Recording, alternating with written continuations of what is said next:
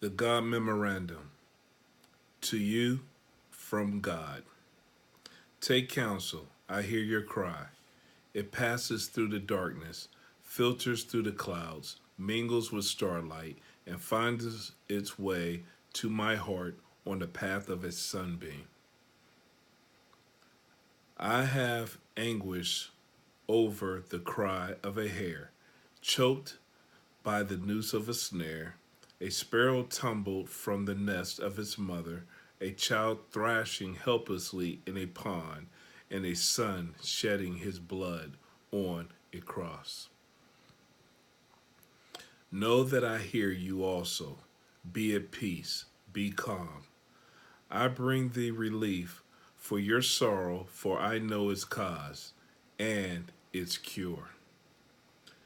You weep for all your childhood dreams that have vanished with the years. You weep for all your self esteem that has been corrupted by failure. You weep for all your potential that has been bartered for security. You weep for all your individuality that has been trampled by mobs. You weep for all your talent that has been wasted through misuse. You look upon yourself with disgrace, and you turn in terror from the image you see in the pool. Who is this mockery of humanity staring back at you with bloodless eyes of shame? Where is the grace of your manner, the beauty of your figure, the quickness of your movements, the clarity of your mind, the brilliance of your tongue? Who stole your goods? Is the thief's identity known to you as it is to me? Once you placed your head in a pillow of grass in your father's field and looked up at a cathedral of clouds and knew that all the gold of Babylon would be yours in time. Once you read from many books and wrote on many tablets, convinced beyond any doubt that all the wisdom of Solomon would be equaled and surpassed by you. And the seasons would flow into years until, lo, you will reign supreme in your own Garden of Eden. Dost thou remember who implanted those plans and dreams and seeds of hope within you? You cannot. You have no memory of that moment when first you emerged from your mother's womb and I placed my hand on your soft brow, and the secret I whispered in your small ear when I bestowed my blessings upon you. Remember our secret? You cannot. The passing years have destroyed your recollection, for they have filled your mind with fear and doubt and anxiety and remorse and hate, and there is no room for joyful memories where these beasts habitate. Weep no more. I am with you. And this moment is the dividing line of your life. All that has gone before is like unto no more than that time you slept within your mother's womb. What is past is past. Let the dead bury the dead. This day you return from the living dead. This day, like unto Elijah with the widow's son, I stretch myself upon thee 3 times, and you live again. This day, like unto Elisha with the Shunammite's son, I put my mouth upon your mouth, my eyes upon your eyes, and my hand upon your hands, and your flesh is warm again. This day, like unto Jesus at the tomb of Lazarus, I command you to come forth, and you will walk from your cave of doom and begin a new life. This is your birthday. This is your new date of birth. Your first life, like unto a play of a theater, was only a rehearsal. This time the curtain is up. This time, this time the world watches and waits to applaud. This time you will not fail. Light your candles, share your cake, pour the wine. You have been reborn. Like a butterfly, like a butterfly in its chrysalis, you will fly. Fly as high as you wish, and neither the wasps nor dragonflies nor mantids of mankind shall obstruct your mission or your search for the true riches of life. Feel my hand upon thy head, attend to my wisdom. Let me share with you again the secret you heard at your birth and forgot.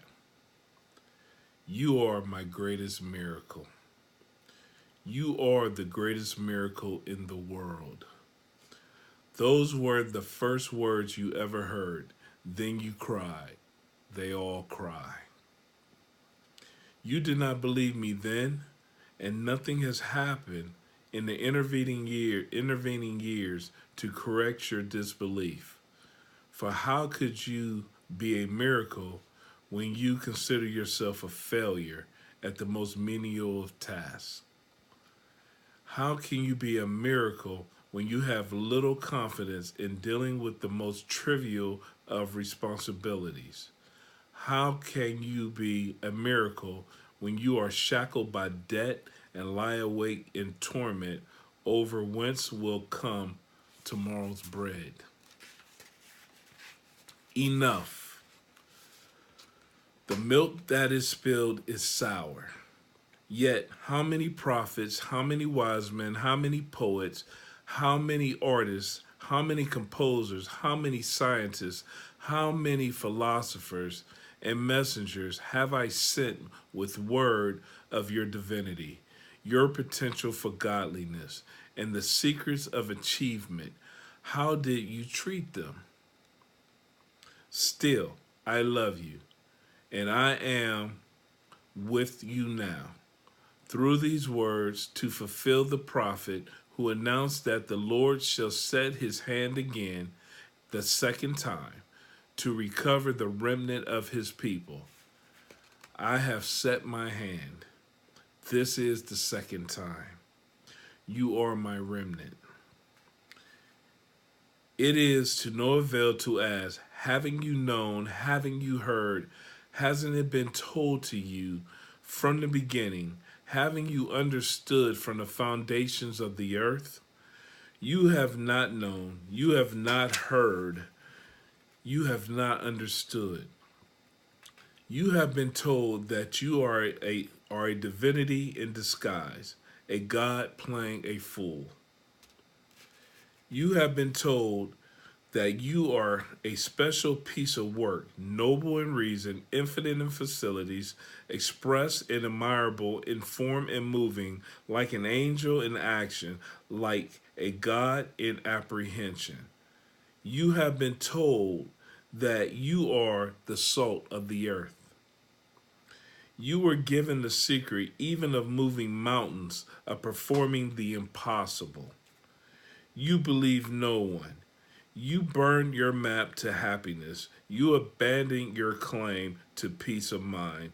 You snuffed out the candles that had been placed along your destined path of glory.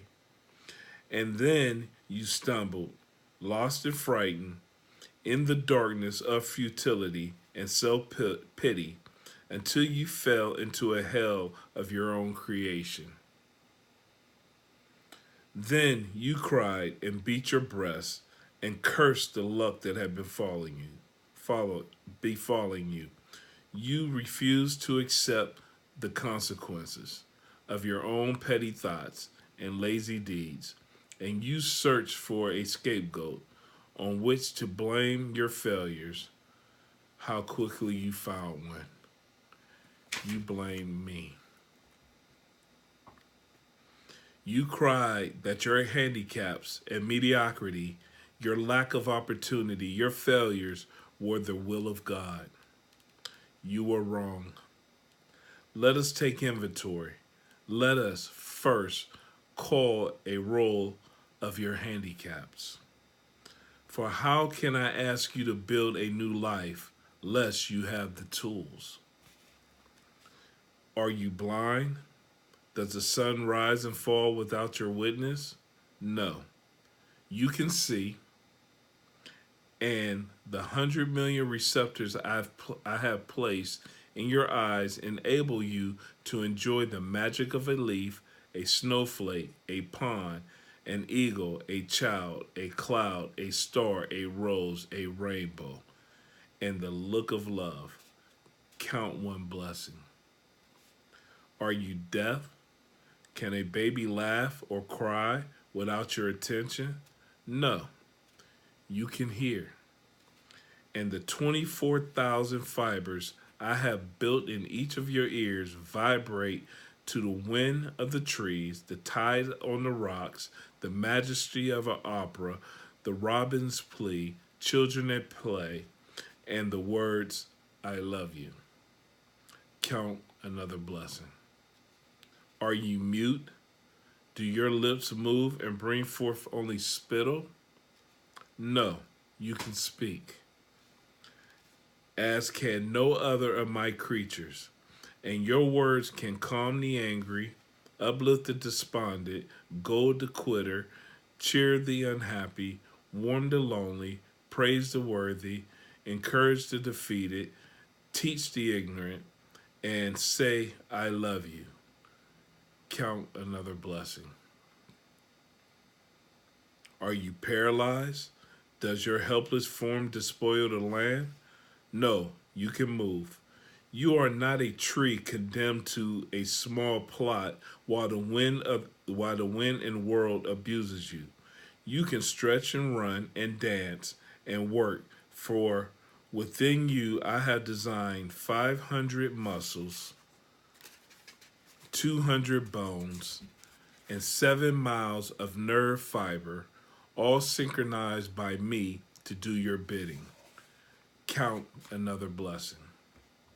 Are you unloved and unloving? Does loneliness engulf you night and day? No, no more. For now you know love's secret, that to receive love, it must be given with no thought of its return. To love for fulfillment, satisfaction, or pride is no love. Love is a gift on which no return is demanded. Now you know that love unselfishly is its own reward. And even should love not be returned, it is not lost. For love not reciprocated will flow back to you and and purify your heart. Count another blessing. Count twice. Is your heart stricken? Does it leak and strain to maintain your life? No, your heart is strong. Touch your chest and feel its rhythm, pulsating hour after hour, day and night.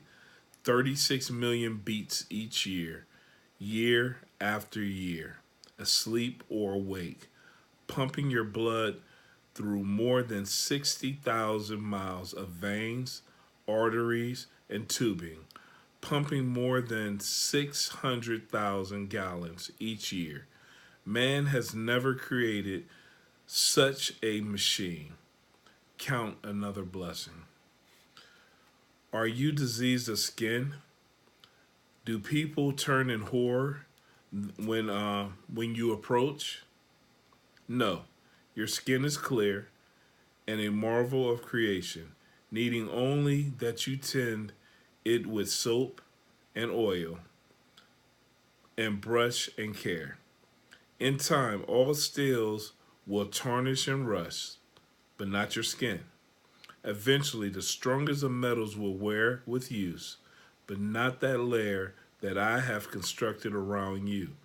Constantly it renews Constantly it renews itself. Old cells replaced by new. Just as the old you is now replaced by the new. Count another blessing. Are your lungs befouled? Does the breath of life struggle to enter your body? No. Your portholes of life support you even in the vilest of environments of your own making, and they labor always to filter life-giving oxygen through 600 million pockets of folded flesh while they rid your body of gaseous waste. Count another blessing. Is your blood poisoned? Is it diluted with water and pus? No. Within your 5 quarts of blood are 22 trillion blood cells, and within each cell are millions of molecules, and within each molecule is an atom oscillating at more than 10 million times each second. Each second, 2 million of your blood cells die to be replaced by 2 million more in a resurrection that has continued since your first birth. As it has always been inside, so now it is on your outside. Count another blessing. Are you feeble of mind? Can you no longer think for yourself? No. Your brain is the most complex structure in the universe. I know. Within its 3 pounds and 13 billion nerve cells, more than 3 times as many cells as there are people on your earth.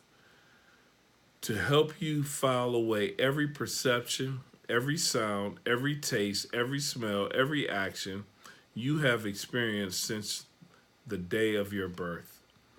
I have implanted within your cells more than 1,000 billion protein molecules. Every incident in your life is there waiting only for your recall. And to assist your brain in the control of your body, I have dispersed throughout your form 4 million pain sensitive structures, 500,000 touch detectors, and more than 200,000 temperature detectors. No nation's gold is better protected than you. None of your ancient wonders are greater than you. You are my finest creation. Within you is enough atomic energy to destroy any of the world's great cities and rebuild it. Are you poor? Is there no gold or silver in your purse? No, you are rich. Together, we have just counted your wealth. Study the list. Count them again. Tally your assets. Tally your assets. Why have you betrayed yourself? Why have you cried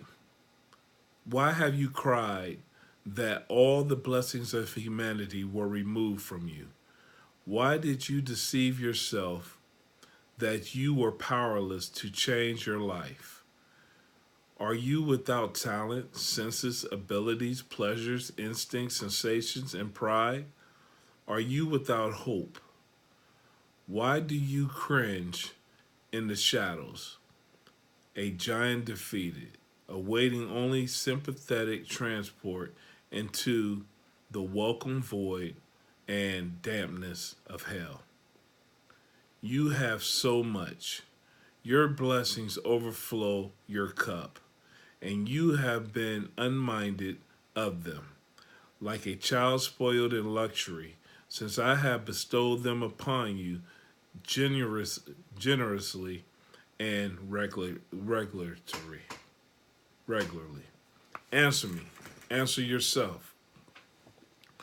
What rich man, old and sick, feeble and helpless, would not exchange all the gold in his vault for the blessings you have treated so lightly? Now, now then, the first secret to happiness and success that you possess, even now, every blessing necessary for you to achieve great glory. They are your treasures, your tools with which to build, starting today, the foundation for a new and better life. Therefore, I say unto you, count your blessings and know that you already are my greatest creation. This is the first law. This is the first law you must obey in order to perform the greatest miracle in the world, to return of your humanity, the return of your humanity from the living death. And be grateful for your lessons learned in poverty, for he is not poor who has little, only he that desires much. And true security lies not in the things one has, but in the things one can do without. Where are the handicaps? And where are the handicaps that produce your failure? They existed in your mind. Count your blessings. And the second law is like unto the first. Proclaim your rarity. You had condemned yourself to a potter's field, and there you lay, unable to forgive your own failures, destroying yourself with self-hate, self-incrimination, and revulsion at your crimes against yourself and others. Are you not perplexed? Do you not wonder why I am able to forgive your failures, your transgressions, your pitiful demeanor, when you cannot forgive yourself? I address you now for three reasons. You need me. You are not one of a herd heading for destruction in a great mass of mediocrity, and you are a great rarity. Consider a painting by Rembrandt, a bronze by Degas, a violin by Stradivarius, or a play by Shakespeare. They have great value for two reasons.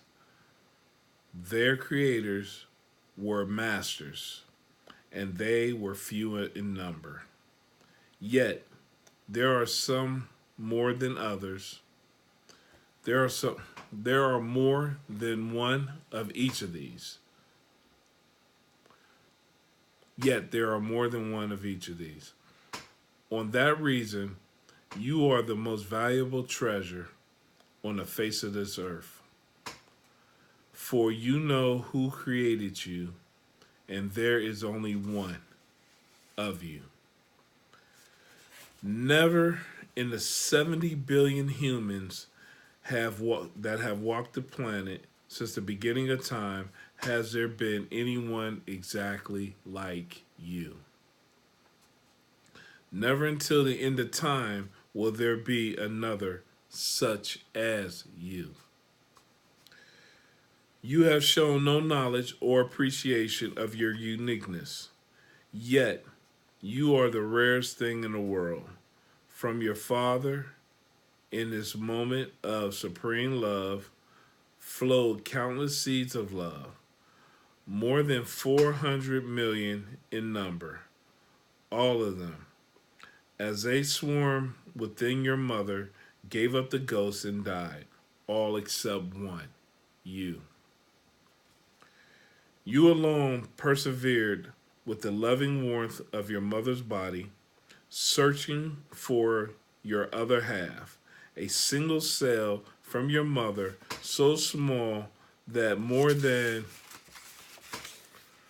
2 million would be necessary to fill an acorn shell.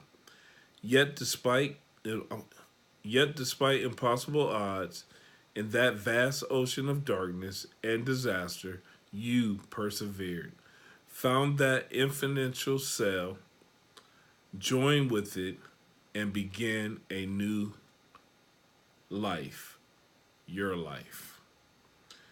You arrive bringing with you, as does every child, the message that I was not yet discouraged of men.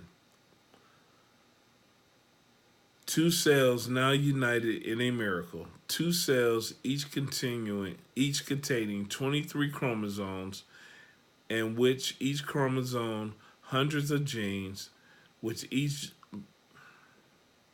hundreds of genes which will govern every characteristic about you, from the color of your eyes to the charm of your manner to the size of your brain, with all with all the combinations at my command, beginning with that single sperm from your father's 400 million, through the hundreds of genes in each of the chromosomes from your mothers and fathers. I would have created 300,000 billion humans, each different than the other. But who did I bring forth? You, one of a kind, rares of the rare, a priceless treasure, possessed of qualities in the mind and speech and movement and appearance and actions as no other who has ever lived, who lives and shall live. Why have you valued yourself in pennies when you are worth a king's ransom? Why have you listened to those who demeaned you? And far worse, why did you believe them? Take counsel, no longer hide your rarity in the dark. Bring it forth. Show the world. Strive not to walk as your brother walks, nor talk as your leader talks, nor labor as do the mediocre. Never do as another, never imitate. For how do you know that you may not imitate evil? And he who imitates evil always goes beyond the example set, while he who imitates what is good always falls short. Imitate no one. Be yourself. Show your rarity to all the world, and they will shower you with gold. This, then, is the second law. Proclaim your rarity, and now you have received two laws. Count your blessing, proclaim your rarity. You have no handicaps. You are not mediocre. You nod, you force a smile, you admit your self-deception. What is your next complaint? Opportunity never seeks thee? Take counsel, and it shall come to pass. For now I give you the law of success in every venture. Many centuries ago, this law was given to you to your forefathers from a mountaintop. Some heeded the law, and lo, their lives was filled with the fruit of happiness, accomplishments, gold, and peace of mind. Most listened not, for they sought magic means, devious routes, or waited for the devil called luck to deliver them to the riches of life.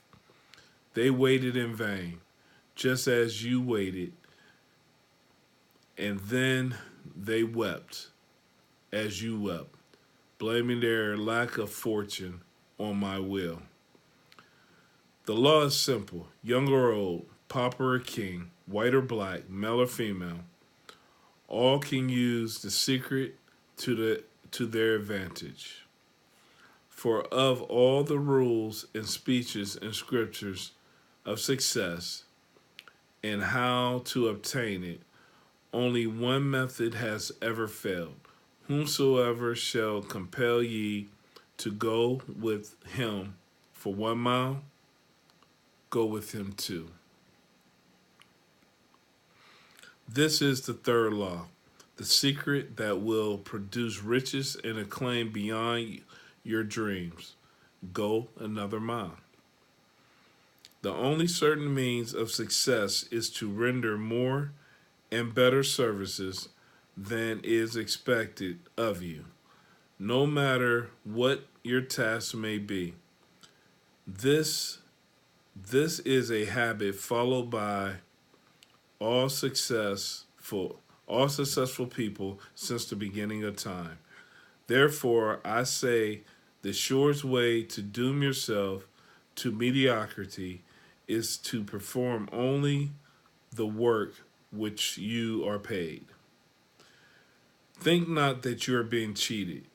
If you deliver more than the silver you receive, for there is a pendulum to all life and the sweat for delivery. If not rewarded today, it will swing back tomorrow tenfold.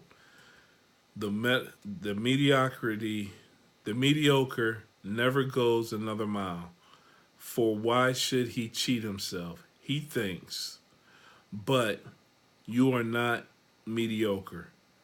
To go to another mile is a privilege. You must appropriate by your own initiative. You must not avoid it. Neglect it. Neglect it. Do only as neglect it. Do only as little as the others, and the responsibility for your failures is yours alone. You can no more render service without receiving just compensation than you can withhold from withhold the rendering of it without suffering and loss of reward. Cause and effect, means and ends, seeds and fruit, these cannot be separated. The, the effect already blooms in the cause, the end and pre-exists in the means, and the fruit is always in the seed. Go another mile. Concern yourself not, should you serve an ungrateful master, serve him more. And instead of him, let it be me who is in your debt. For then you will know that every minute, every stroke, every stroke of extra service will be repaid. And worry not should your reward not come soon, for the longer payment is withheld, the better for you. And compound interest on compound interest is this law's greatest benefit. You cannot command success, you can only deserve it. And now you know the greatest secret necessary in order to merit its rare reward. Go another mile. Where is the field whence you cried, there was no opportunity? Look around thee. See, there only yesterday you wallowed on on the refuse of self-pity. You now walk tall on a carpet of gold. Nothing has changed except you. But you are everything. You are my greatest miracle. You are the greatest miracle in the world. And now the laws of happiness and success are three. Count your blessing, proclaim your rarity, go another mile. Be patient with your progress, to count your blessings with gratitude, to proclaim your rarity with pride, to go an extra mile and then another. These acts are not accomplished in the blinking of an eye. Yet, that which you require with the most difficulty, you retain the longest. As those who have earned a fortune and are more careful of it than those by whom it was inherited. And fear not, as you enter your new life, every noble acquisition is intended with its risk. He who fears to encounter the one must not expect to obtain the other. Now you know, now you know you are a miracle, and there is no fear in a miracle. Be proud.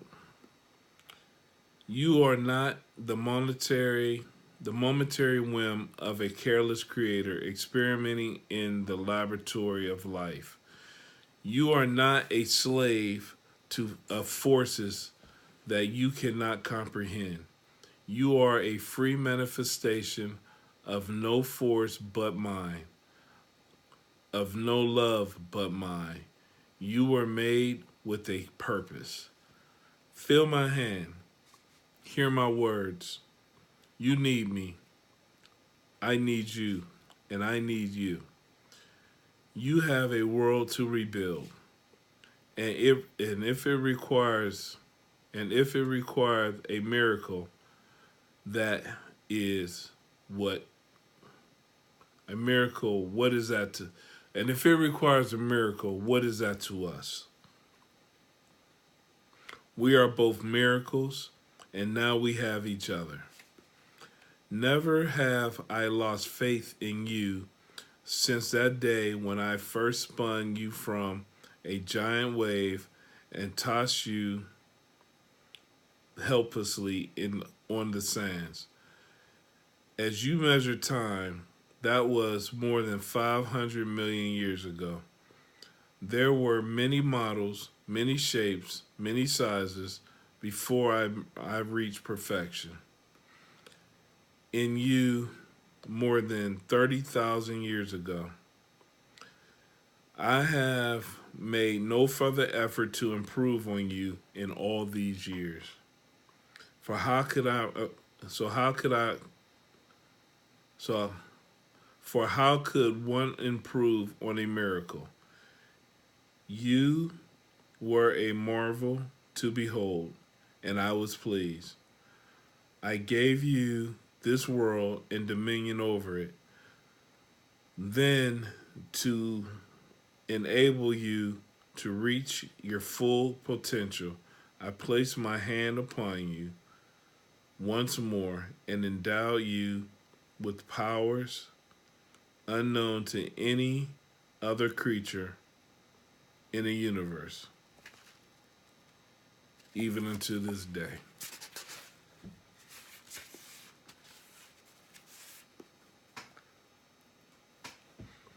I gave you the power to think. I gave you the power to love. I gave you the power to will. I gave you the power to laugh. I gave you the power to imagine. I gave you the power to create. I gave you the power to plan. I gave you the power to speak. I gave you the power to pray. My pride in you knew no bounds. You were my ultimate creation, my greatest miracle. A complete living being, one who can adjust to any climate, any hardship, any challenge, one who can manage his own destiny without any interference from me. Once one who can translate a sensation or perceptions, not by instinct, but by thought and deliberation, into whatever action is best for himself and all humanity. Thus, we come to the fourth law of success and happiness. For I gave you one more power, a power so great that not even my angels possess it. I gave you the power to choose.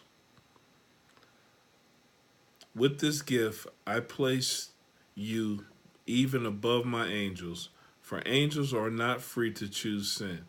I gave you complete control over your destiny.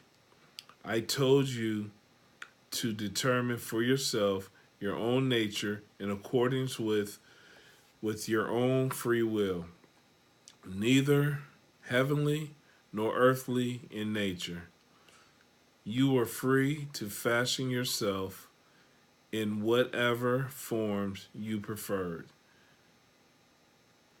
You had the power to choose to degenerate into the lowest form of life, but you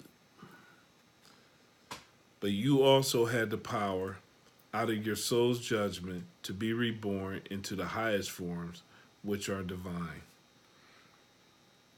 You have never withdrawn your great power. I have never withdrawn your great power, the power to choose. What you have done with this tremendous force, look at yourself. Think of the choices you have made in your life and now, recall now those bitter moments which you will fall to your knees if only you had the opportunity to choose again.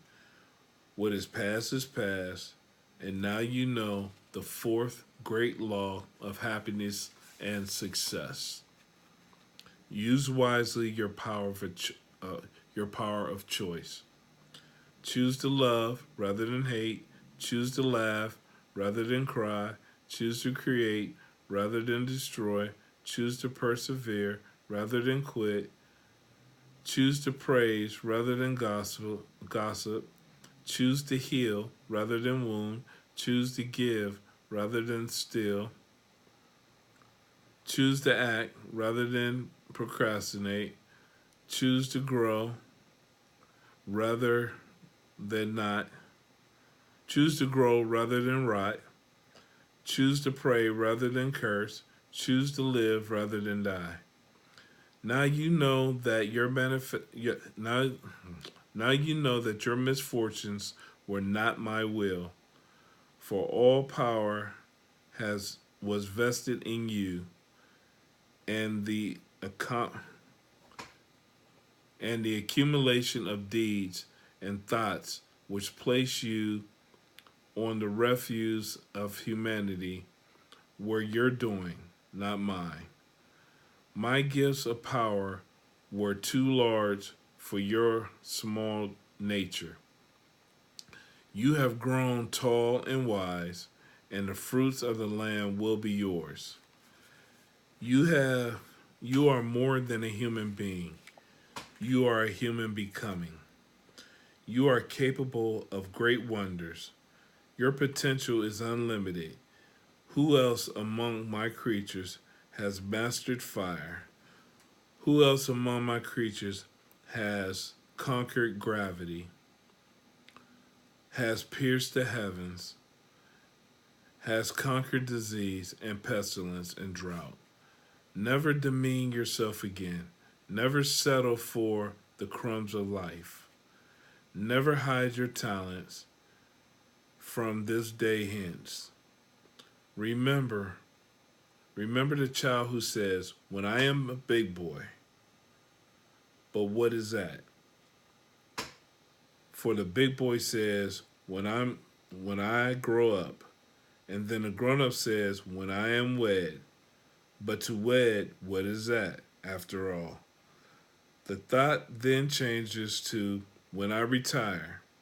And when retirement comes and he looks back over the landscape traversed, a cold wind sweeps over it, and somehow he has misplaced it all, and it is gone. Enjoy this day, today, and tomorrow. You have performed the greatest miracle in the world. You have returned from a living death. You will feel self pity no more, and each new day will be a challenge and a joy.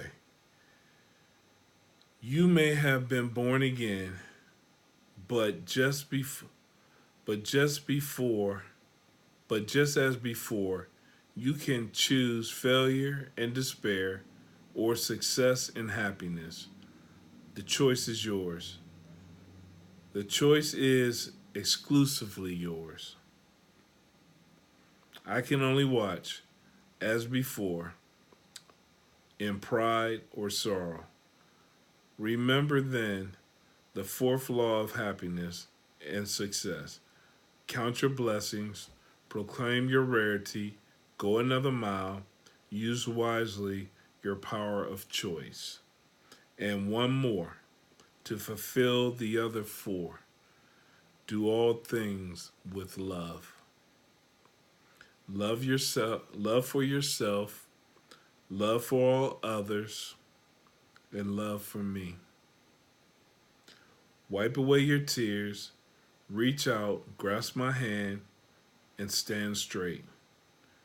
Let me cut the grave claws that have bound you. This day you have been notified. You are the greatest miracle in the world.